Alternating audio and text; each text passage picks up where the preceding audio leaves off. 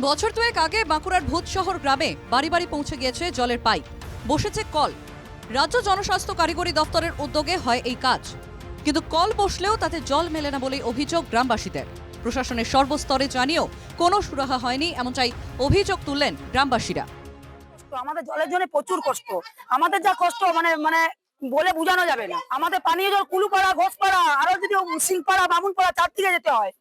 কেউ জল দেয় না, জলের জন্য দাঁড়িয়ে থাকি ঘন্টার পর ঘন্টা, তারপরে কত কষ্টে এক বালতি জল দেয়। জল না মেলায় জলের কল ঢেকেছে আগাছায়, পাইপে ছাগল বেঁধে রেখেছে গ্রামবাসীরা।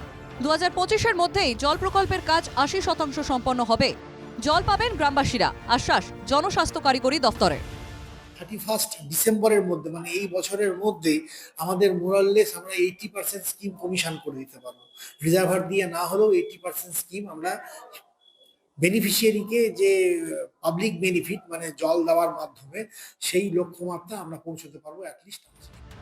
জলের একই ছবি ধরা পড়ল পূর্ব বর্ধমানের মঙ্গলকোটের মাঝিগ্রাম গ্রাম পঞ্চায়েতের দাসপাড়ায়।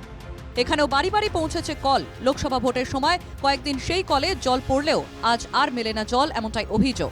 চরম জলকষ্টে ভুগছেন গ্রামের প্রায় 300 ঘর বাসিন্দা। বাড়িতে ট্যাপ কলে যে জল নাই, জল আসছে না কো। আমরা অনেকবার বলছি, যাওয়ার সময় বলে যাচ্ছি, আসার সময় বলে যাচ্ছি যে জল আসছে না, তার একটা ব্যবস্থা করার জন্য। তা বলছে হবে হবে হবে। বাড়ি বাড়ি কল দিয়েছিল, দিয়ে সে জল ওই ভোটের আগে খানিক পড়েছিল, দিয়ে ভোটও চলে গেল, জলও চলে গেল। আজ পর্যন্ত জল প্রায় পাওয়া যাচ্ছে না, খুব দ্রুত আমাদের আনতে হয়। পানীয় জলের ভরসা বলতে টিউবওয়েল। গ্রামের পুরুষ মহিলা সকলকে দূর থেকে বয়ে আনতে হয় জল।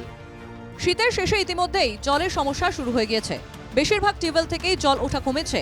গ্রামবাসীদের দাবি, প্রখর গ্রীষ্মে অধিকাংশ টিউবওয়েলেও জল মেলে না। গ্রীষ্মে এই সমস্যা আরও বাড়বে, তাই প্রশাসন যত দ্রুত সম্ভব জলের ব্যবস্থা করুক। বাঁকুড়া থেকে মানস রায় এবং পূর্ব বর্ধমানের কাটুয়া থেকে সৈকত ভট্টাচার্যের রিপোর্ট, NKTV বাংলা।